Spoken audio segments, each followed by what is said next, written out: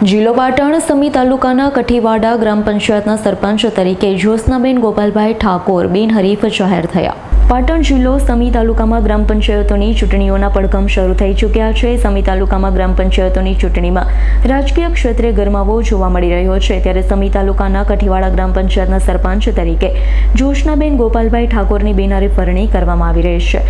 કઠીવાડા ગ્રામ પંચાયત દ્વારા મારા ધર્મપત્ની જ્યોત્સનાબેન ગોપાલજી ઠાકોર ને બિનહરીફ સરપંચ તરીકે અને તમામ આખી પેનલને સર્વ સંમતિથી જાહેર કરવામાં આવે છે વિજેતા।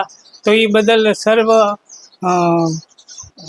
ગ્રામજનોનો હું ખૂબ ખૂબ આભાર માનું છું અને 5 વર્ષમાં જેટલું બને એટલા મારાથી વિકાસના કાર્યો થાય એવી હું લાગણી વ્યક્ત કરું છું। ભરત સથવારાનો રિપોર્ટ, S9 ન્યૂઝ, પાટણ। અમારી તમામ માહિતીથી અપડેટ રહેવા માટે જોડાયેલા રહો S9 ન્યૂઝ સાથે।